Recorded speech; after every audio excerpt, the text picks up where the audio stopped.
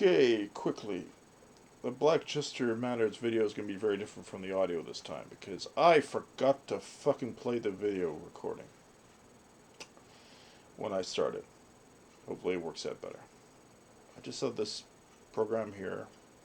It was running and I assumed it was recording. There's no light, you see. Anyway, I recommend listening to the audio. It's probably a better way of doing it, but I got NCSIS, NSA, and so on because these are organizations that are designed to be allowed to classify evidence against themselves and basically cover their own butt. And it's nothing worse than that. I mean, really. People are professionally there to lie. Espionage is just corrupt in itself. I mean, government and shit like that is bad enough. But I was speaking on the BC Green Party, speaking out against conversion therapy. Thank God, it's a good thing. And it's about time that BC got along with. How is conversion therapy still tolerable, or any kind of forced mental health treatment, mental health, based on a DSM fantasy book listing a bunch of non-scientific crap, which is really it's non-objective. It's all theoretical crap, and they decide to pill people for it. That's why I don't red pill, blue pill. Say fuck you to pills. No to big pharma. No to big party. No to big everything. You know, fuck them. Libertarians become a big party. They get elected in. Start suspecting. And I'm a libertarian. That's the thing. But give them a chance to be suspected. That's all I think. It should be there. Give them a chance to be suspicious. Everyone else, even Bernie, has had his chance to be suspicious. Now, yeah, I spoke about that. I spoke about being the part of the Libertarian Party because they're the ones who will stuck in the Canadian thing, as well as the American and so on. But right now, the Canadian election's coming up, and I support the Libertarian Party. I need signatures, of course, or a civil liberty lawyer to fight my requirement to get signatures because I think that is a violation of my rights. My right to be qualified for office, not to qualify for ballot. I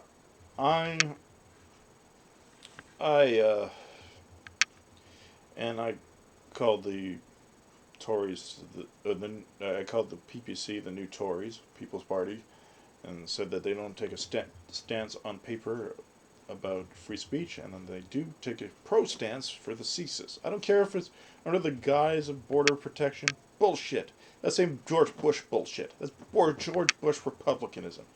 That's the Patriot Act nonsense. Bernier is a typical fascist. He's right on a few issues like the milk board and stuff like that, governing how much people can sell of what, that sort of thing. But he's far from. I mean, Tim Moon isn't perfect, but he's better than that. He's much better than that. And we need a firefighter to put out Trudeau's dumpster fire. Yeah. Should have gotten on to the trash bin that Trudeau's trying to paint as a good thing for the alternate power recycling. Oh God. I mean, he did it because literally we were threatened with war by the Philippines, and Canada can't fight a war with even the Philippines. We get our ass kicked there too. They could just have a small world Revolutionary War gunboat and we'd be dead. But anyway, yeah. The culture of freedom needs to be done. We need to retweet people and so on. I was shut out by Twitter. That was the main inspiration behind the cover photo for this video. And and so on. and podcasts, and yeah, I was shut up for purposely dead naming the Canaan Ogre, or Morgaine Ogre, as wants to be it wants to be called. I don't do it with everybody. I only did it with him, or her, or whatever the fuck, because it looks like a monster. It doesn't look like anything really. It's fucked itself up. It looks like a surgical obsessive. It's not Blair White or anything like that. It's disgusting.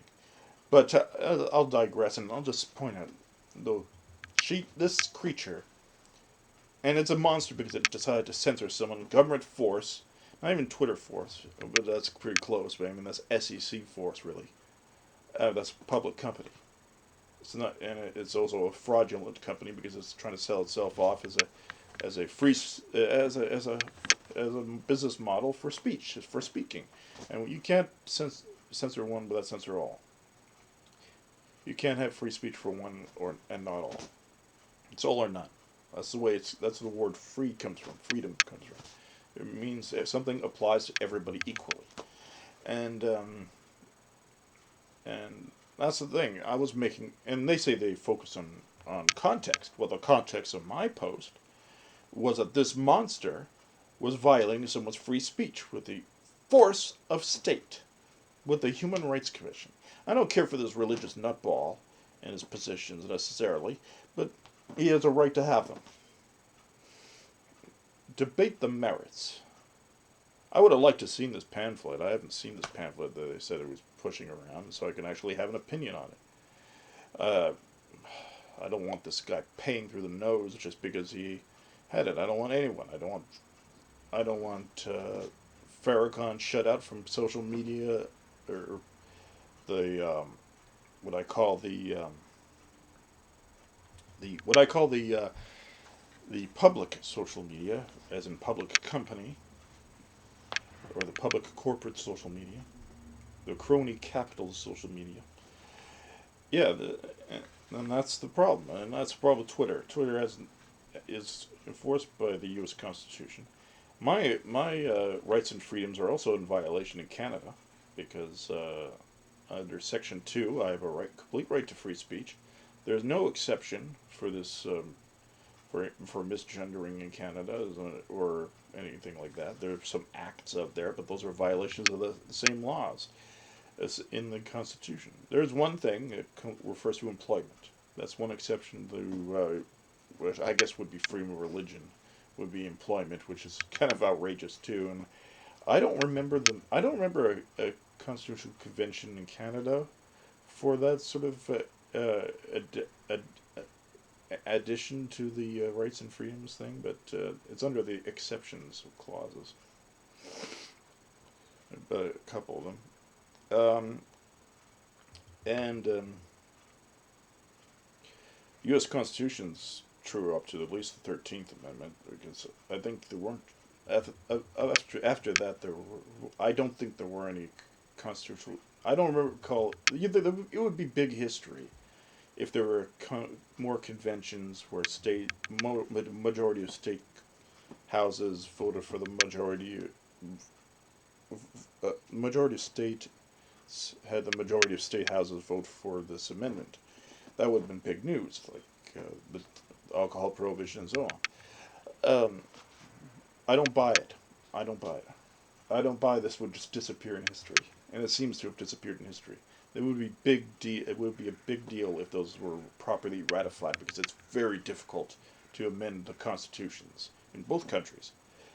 The Bill of Rights and the you can't actually amend the regular constitutional. You can only add a new amendment to a Bill of Rights and so on, because things are pretty much. Because I mean, imagine if you could amend it so you couldn't amend it anymore. I doubt they would have wanted that. But I guess if they're going to follow the rules of, well, it's amendable, if your principles are, well, it's amendable, well, let's start with the amendability part of the Constitution. We can have a constitutional amendment to end the amendments. Make it unamendable after 10. And a lot of us a lot of people like me and stuff like that love the 10th Amendment. And Roe versus Wade was an exact egregious violation of the 10th Amendment.